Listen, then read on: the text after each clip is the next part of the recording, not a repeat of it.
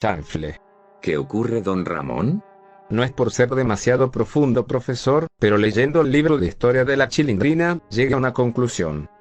México siempre tuvo dificultad para diferenciar a sus héroes de sus traidores. ¿Y eso qué significa? Esta idea refleja una ironía profunda sobre la historia y la memoria colectiva del país. Esta idea cuestiona cómo ciertas figuras históricas han sido celebradas como héroes a pesar de tener acciones ambiguas o incluso traicioneras, mientras que otras han sido vilipendiadas pese a sus contribuciones. México ha construido su identidad nacional en torno a figuras cuyas acciones fueron contradictorias, y la narrativa histórica a menudo las simplifica como buenas o malas.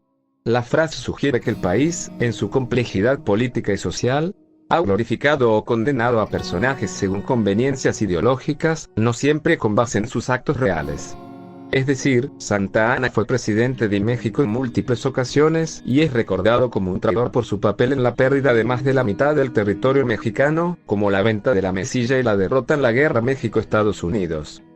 Sin embargo, en su época fue celebrado como héroe en algunos momentos, como en la Guerra de Independencia o la batalla de Tampico contra los españoles. A pesar de sus fracasos y ambiciones personales, su legado sigue siendo ambiguo en la historia oficial. Benito Juárez, en la versión oficial, fue el defensor de la República y creador de las leyes de reforma, pero en realidad fue un dictador que disolvió el Senado y tuvo poderes extraordinarios. Mientras que Maximiliano, dicen que fue un emperador impuesto por los franceses y conservadores mexicanos, que querían hacer a México la Nueva España otra vez, pero Maximiliano tenía ideas mucho más liberales que Juárez. Apoyó a los pueblos indígenas, mientras que Juárez los reprimía violentamente, y eso que él era descendiente de indígenas, eliminó el trabajo infantil y la pena de muerte. Incluso llegó a distanciarse de los conservadores mexicanos y de los franceses, por sus ideas y propuestas liberales. Muy curioso, ya que incluso Juárez condenó la imposición de un imperio en México, pero él se reelegía en muchas ocasiones. Porfirio Díaz gobernó México por más de 30 años y fue inicialmente un héroe militar. Sin embargo, su régimen autoritario y la desigualdad social generada lo convirtieron en un villano para la Revolución Mexicana. Aunque en la época del porfiriato modernizó al país, también reprimió libertades, lo que hace difícil clasificarlo únicamente como héroe o traidor. Con Pancho Villa y Emiliano Zapata, aunque hoy son iconos revolucionarios, en su tiempo fueron vistos como rebeldes peligrosos por sectores conservadores. Villa incluso fue acusado de bandolero antes de ser reivindicado como héroe. Y en los tiempos actuales, Peña Nieto y López Obrador es otro caso complejo. Peña Nieto se presentó como presidente joven y moderno, impulsó reformas estructurales, mantuvo una estabilidad económica y atrajo inversión extranjera. Aunque su gobierno estuvo marcado de escándalos de corrupción, como la Casa Blanca, la estafa maestra y la desaparición de 43 normalistas de Ayotzinapa. Se quiso representar como la cara del nuevo PRI, pero solo fue la imagen del viejo régimen que azotó al país, sentenciando a la muerte el poderío de su partido. Con López Obrador, se presentó como el rostro para eliminar la corrupción del neoliberalismo y devolver el poder al pueblo con programas sociales, autosuficiencia energética, aumento del salario mínimo y reducción de la pobreza. Aunque es señalado por debilitar instituciones como el INEGI, INAI y el Bando de México, no logró pacificar al país en la guerra contra el narco con su política de abrazos y no balazos. Por no decir sobre su retórica divisiva, algo que muchos líderes populistas actuales han usado como arma para ganar adeptos.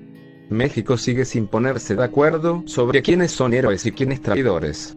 Peña Nieto pasó de ser el presidente del buen vecino al símbolo de la corrupción, mientras que AMLO, de ser el Mesías Redentor, ahora es visto por muchos como un líder divisivo.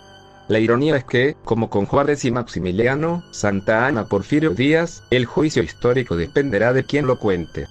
Hoy en día, Claudia Sheinbaum la consideran como la primera mujer en ganar la presidencia de México, pero algunos la acusan de ser una testaferra de López Obrador, sin autonomía política. Es vista como la primera presidenta feminista, pero su ascenso dependió de un líder masculino fuerte como López Obrador. Eduardo Verástegui lo señalan de ser activista pro-vida y contra la ideología de género y la comunidad LGBT y un ferviente creyente cristiano. Pero ha sido señalado por sus vínculos con la extrema derecha, principalmente con Vox y a Donald Trump. Además ha llevado a cabo campañas para encubrir casos de pederastía en la Iglesia Católica y minimizar los crímenes de Marcial Maciel y los Legionarios de Cristo. Xóchitl Gálvez se presentó como una líder renovadora, que desafía al gobierno de López Obrador. Pero está asociada al viejo régimen del PRI y el PAN, partidos vinculados con la corrupción, aunque dice ser de pueblo.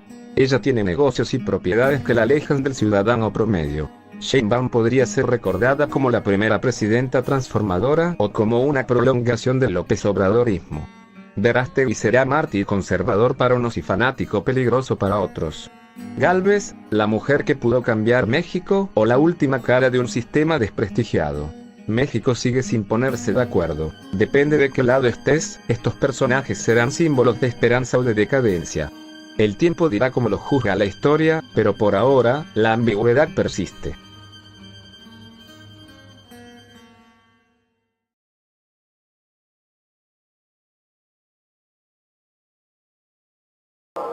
Créanme que en el fondo de mi alma yo habría querido que ninguno resultara reprobado.